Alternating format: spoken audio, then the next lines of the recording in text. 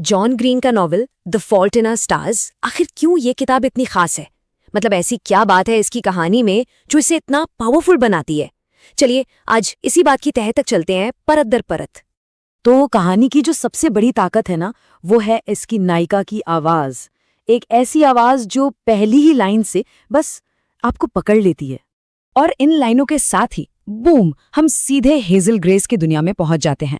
उसकी सोच में ना एक कड़वी सच्चाई है, थोड़ी सी नाराजगी भी है, लेकिन साथ ही एक बहुत तेज दिमाग भी है। और यहीं से हमें पता चल जाता है कि ये लड़की कौन है। तो हेजल की दुनिया सिर्फ उसकी बीमारी तक ही सीमित नहीं है, बल्कि ये एक अजीब से ठहराव में फंसी हुई है। दिन बस एक जैसे बीत रहे हैं और ऊपर से हर हफ्ते उसे उस कैंसर सपोर्ट ग्रुप में भी जाना पड़ता है, जो उसे जीने की उम्मीद देने के बजाय बस मौत की याद दिलाता रहता है। लेकिन फिर उसी बोरिंग सपोर्ट ग्रुप में कुछ ऐसा होता है जो हेजल की इस शांत ठहरी हुई दुनिया में एक तूफान लाने वाला था। जी हाँ, एक नए शख्स की एंट्री होती है। ये है ऑगस्टस गस वॉटर्स, आकर्षक, आत्मविश्वास से लबालब और जिंदगी को लेकर इतना पॉजिटिव कि पूछो मत। मतलब वो हेजल की सोच का एकदम उल्टा है। और बस यहीं पर कहानी का असली इंजन चालू होता है। एक तरफ है मौत की कड़वी सच्चाई और दूसरी तरफ जिंदगी का जश्न। ये दो एकदम अलग सोच वाले लोग हैं और इन्हीं दो ध्रुवों के बीच उनका रिश्ता पनपेगा। एक के लिए अंत तय है, दूसरे के लिए सफर ही सब कुछ है। और कमाल की बात यह है कि यही टकराव उन्हें एक दूसरे की तरफ खींचता है। उनकी पहली, कह सकते हैं असली बहस ऑगस्टस की इस बिना जली सिगरेट पर होती है। अब ये सिर्फ एक सिगरेट का मामला नहीं है, नहीं, ये जिंदगी और कंट्रोल को लेकर उनके एकदम अलग नजरिए को दिखाता है। हेजल के लिए तो ये सरासर बेवकूफ़ी है, एक फालतू का रिस्क।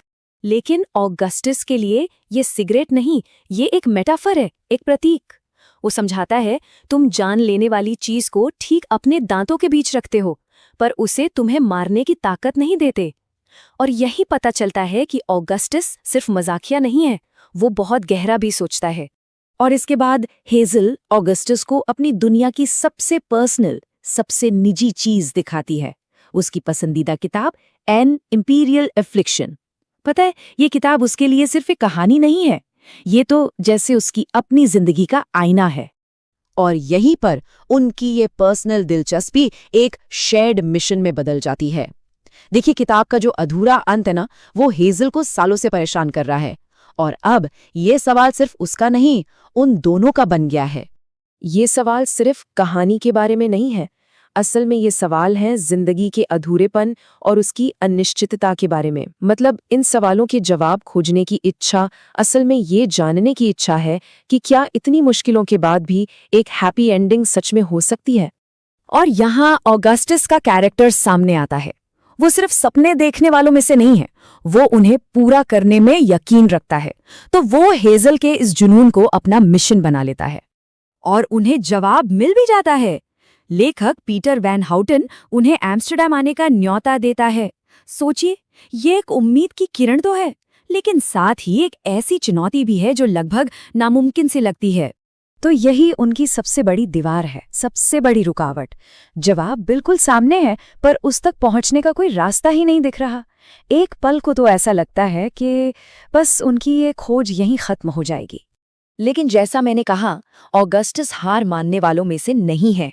वो एक सरप्राइज प्लान करता है, एक शानदार डच थीम वाली पिकनिक, क्योंकि वो सिर्फ एक सॉल्यूशन नहीं देना चाहता, वो उस पल को यादगार बनाना चाहता है। और फिर आता है कहानी का वो पल जो इमोशनल पीक है। ऑगस्टस विश के बारे में बात करता है, वो विश जो बीमार बच्चों को दी जाती है।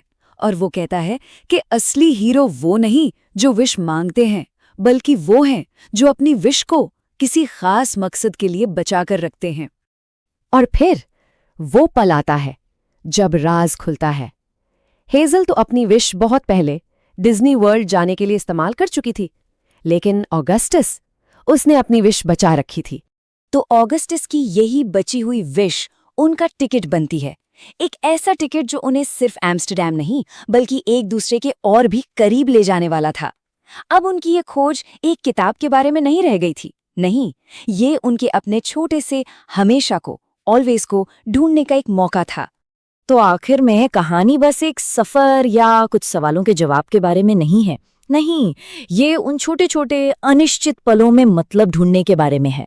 ये जो लाइन है ना, शायद ठीक है हमारा हमेशा होगा, ये उनके रिश्ते का पूरा सार है। उनका रिश्ता बड़े बड़े वादों पर नहीं, बल्कि एक नाजुक शेयर्ड ओके पर टिका है। और शायद यही इस कहानी का असली इंजन है।